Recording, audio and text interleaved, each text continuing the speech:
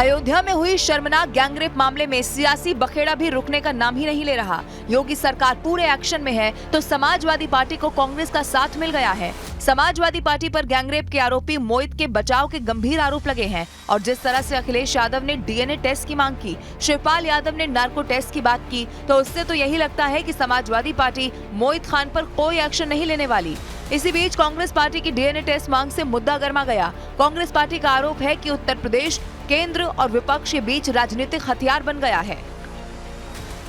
शुद्ध आपराधिक मामला है। जिस किसी ने अपराध किया है उसके खिलाफ कानूनी कार्रवाई भारत के नियम के अनुसार होनी चाहिए और मुझे पूरी उम्मीद है कि इसमें कार्रवाई की जाएगी। एक बात जरूर मैं खास तौर से कहना चाहता हूं, कुछ विषय को सियासत से अलग रखना चाहिए। कोशिश सरकार ने शुरू कर दी, सियासत करने लगी और फिर वो बढ़ते बढ़ते और जगह चली जा रही। ये राजनीति का विषय नहीं, शुद्ध आपराधिक विषय। सर, अखिलेश यादव ने डीएनए टेस्ट की मांग की है। अखिलेश यादव जी मुख्यमंत्री रहे हैं, अनुभवशील हैं। अब उन्होंने जो भी कहा होगा सोच समझ कर कहा होगा, उनके पास कोई स्रोत होगा तो वो उन्होंने डीएनए टेस्ट की अगर बात की है, कानून अगर हो सकता है, नार्को टेस्ट हो सकता है तो होना चाहिए। पार्टी और कांग्रेस के बारे में मैं इतना कहूंगा कि ये कहते कुछ है, करते कुछ है। इनके अंदर मानवता नाम की चीज नहीं है। समाजवादी पार्टी का पदाधिकारी है जिसने दरिंदगी की है। आज तक भी समाजवादी पार्टी इस विषय पे कुछ नहीं बोली, ये शर्म की बात है। डीएनए टेस्ट, नार्को टेस्ट की राजनीति पर यूपी के डिप्टी सीएम ब्रजेश पाठक ने बड़ा हमला किया और कहा कि समाजवादी पार्टी के डीएनए में गुंडागर्दी है और ये पार्टी बलात्कारियों को संरक्षण देती आई है, लेकिन योगी सरकार में दोषियों को ऐसी सजा मिलेगी कि 7 पुश्तें भी याद रखेंगी। आशीर्वाद से जो गुंडे पनपे हैं, जो असामाजिक तत्व पनपे हैं, पूरे प्रदेश में लोकसभा चुनाव के बाद जिस ढंग से इन लोगों ने कहर बरपाने का काम भोली भाली जनता पर कर रहे हैं, समाजवादी पार्टी को इसका खामियाजा भुगतना पड़ेगा।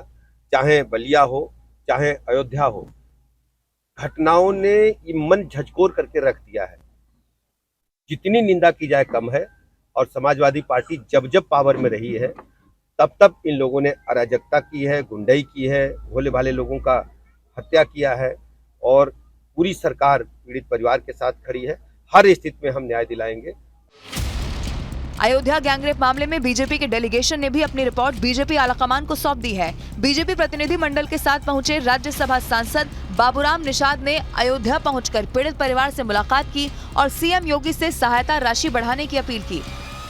पीड़िता बहुत सहमी हुई है, बहुत डरी हुई है और निश्चित तौर पर एक मत्स्य कन्या का शील हरण हुआ है और इस मत्स्य कन्या के शील हरण को बर्दाश्त नहीं करेगी पार्टी। ये पार्टी ने उनको आश्वस्त किया है। हमें उस बालिका के भविष्य की चिंता है और अखिलेश यादव को अपने वोट की चिंता है, इसलिए दोनों में फर्क है। हम उस पहले बालिका की चिंता कर रहे हैं, बालिका के परिवार की चिंता कर रहे हैं। रिपोर्ट तैयार करके हम लोग केंद्र सरकार को देंगे और केंद्र सरकार उस पर प्रश्न उठाएगी। केंद्र सरकार इनका इलाज करेगी, इनको बख्शा नहीं जाएगा। वहीं अयोध्या गैंगरेप मामले में आरोपी के अवैध निर्माण पर चल रहे बुलडोजर को देखकर समाजवादी पार्टी के नेता परेशान हैं। मासूम से गैंगरेप पर उन्हें उतना दर्द नहीं हुआ जितना दर्द उन्हें आरोपी के अवैध निर्माण को मिट्टी में मिलता हुआ देखकर हो रहा है। समाजवादी पार्टी के मुताबिक बुलडोजर अराजकता की निशानी है।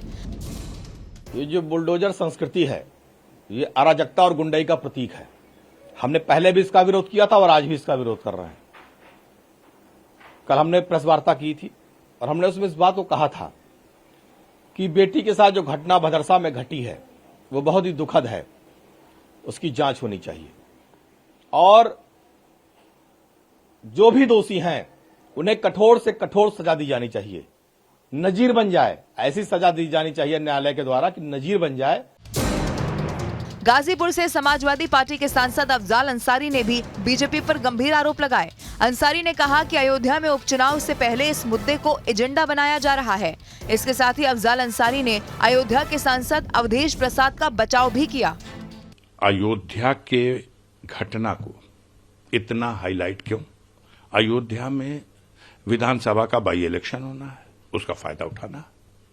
समाजवादी पार्टी का नाम एक वहां के स्थानीय किसी व्यक्ति को तथाकथित समाजवादी पार्टी का नेता बता देना और वहां के सम्मानित सांसद माननीय अवधेश प्रसाद जी के साथ कि उनका आदमी है जोड़ देना, ये आम आदमी को बात समझ में आ रही है कि अगर इतने बड़े जघन्य अपराध के बाद कौन उसकी वकालत करता है? कोई भी हो, उसने आपके साथ फोटो खिंचा ली हो या मेरे साथ फोटो खिंचा ली हो, अगर इस तरह का अपराध करता है तो कानून उसके खिलाफ कार्रवाई करेगा। अयोध्या गैंगरेप केस को लेकर एक्शन लिया गया। जांच के बाद भदरसा पुलिस चौकी पर तैनात सिपाही रोहित यादव को सस्पेंड कर दिया गया। एसएसपी के आदेश पर यह बड़ा एक्शन लिया गया और इस केस को लेकर एसएचओ और पुलिस चौकी इंचार्ज पहले ही सस्पेंड हो चुके हैं।